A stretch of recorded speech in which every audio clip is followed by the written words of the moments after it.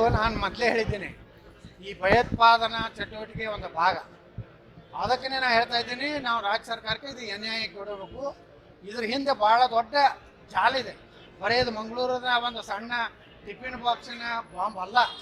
ಇದ್ರ ಹಿಂದೆ ಹಿಂದೂ ದೇವಸ್ಥಾನಗಳನ್ನು ನಾಶ ಮಾಡುವಂಥ ಸುಮಾರು 7-8 ದೇವಸ್ಥಾನಗಳನ್ನು ಟಾರ್ಗೆಟ್ ಇಟ್ಟಿದೆ. ಈ ಮಕ್ಕಳು ನಮ್ಮ ದೇವಸ್ಥಾನ ಮುಂದೆ ಹೂವು ಮಾರ್ತಾರೆ, ಕಾಯಿ ಮಾರ್ತಾರೆ, ಅದ್ರ ಮ್ಯಾಗನೇ ಜೀವನ ಮಾಡ್ತಾರೆ. ಆದರೆ ಅದೇ ದೇವಸ್ಥಾನ ಮೇಲೆ ಬಾಂಬ್ ಹಾಕ್ಬೇಕಾಗ್ತದೆ. ಹಂಗಾದ್ರೆ ಸಿದ್ದರಾಮಯ್ಯನವ್ರು ಯಾಕೆ ಪ್ರತಿಕ್ರಿಯೆ ಕೊಡ್ತಾ ಇಲ್ಲ?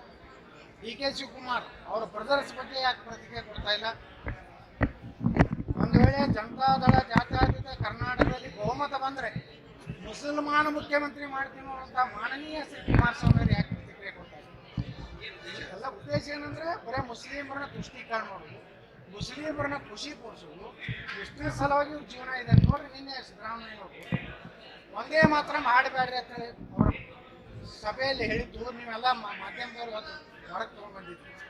ನೋಡ್ರಿ ಅವ್ರು ಎಷ್ಟು ದೇಶದ ಬಗ್ಗೆ ಏನಾರಿದೆಯಾ? ಒಂದೇ ಮಾತ್ರ ಮೇಲೂ ದೇಶ ರಾಷ್ಟ್ರಗೀತೆ, ಜನಗಣಮನ ರಾಷ್ಟ್ರಗೀತೆ ಅಂದರೆ ಇವರಿಗೆ ಅದು ಸಹಿತ ಅಲರ್ಜಿ. ಅಂದರೆ ಹೆಚ್ಚು ಕಡಿಮೆ ಕಾಂಗ್ರೆಸ್ಸು ಪೂರ್ತಿ ಮುಸ್ಲಿಮರಿಗಾಗಿ ಮಾರಾಟ ಆಗಿದೆ ಅಂದ್ರೂ ಆಶ್ಚರ್ಯ.